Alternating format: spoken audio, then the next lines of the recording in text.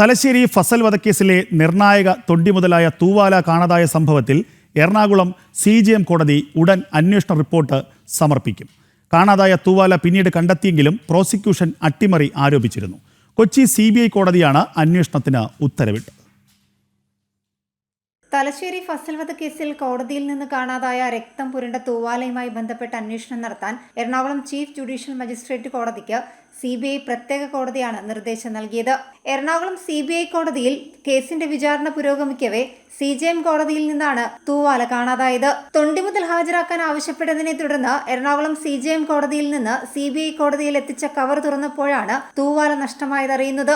തൂവാല എലി കരണ്ടുപോയതാകാമെന്ന കുറിപ്പും ഇതോടൊപ്പം ലഭിച്ചു. ഇത് സംബന്ധിച്ച് അന്വേഷിച്ച് റിപ്പോർട്ട് സമർപ്പിക്കാൻ കോടതി ആവശ്യപ്പെട്ടിരുന്നു. ഇതിനിടെയാണ് വിശദമായ തെരച്ചിലിൽ തൂവാല മറ്റൊരിടത്തു നിന്ന് കണ്ടെത്തിയത്. ഇതിൽ വാദിഭാഗം അട്ടിമറിയും ആരോപിച്ചിരുന്നു. ഫസലിന്റെ ഭാര്യ മറിയു, സഹോദരി എന്നിവരെയാണ് കോടതി വിസ്തരിച്ചത്. തൊണ്ടി സാധനങ്ങളുടെ കൂട്ടത്തിൽ ഫസലിന്റെ രക്തം പുരണ്ട വസ്ത്രം, ചെരുപ്പുകൾ, ടോർച്ച് തുടങ്ങിയവയും തിരിച്ചറിഞ്ഞിരുന്നു. NDF പ്രവർത്തകനും പത്ര ഏജന്റുമായിരുന്ന മുഹമ്മദ് ഫസലിനെ 2006 ഒക്ടോബർ 22 പുലർച്ചെ പത്രമെടുക്കാൻ പോകുമ്പോഴായിരുന്നു തലശ്ശേരിയിൽ വെച്ച് CPM ക്രിമിനൽ സംഘം കൊലപ്പെടുത്തിയത്. കേസിലെ മുഖ്യപ്രതി MK സുനിൽകുമാർ എന്ന കൊടിസുനി, തലശ്ശേരി നഗരസഭാ ചെയർമാൻ കാരായി ചന്ദ്രശേഖരൻ, കാരായി രാജൻ MLA എന്നിവരടക്കം 8 പേരാണ് വിചാരണ നേരിടുന്നത്. ജനം, കൊച്ചി.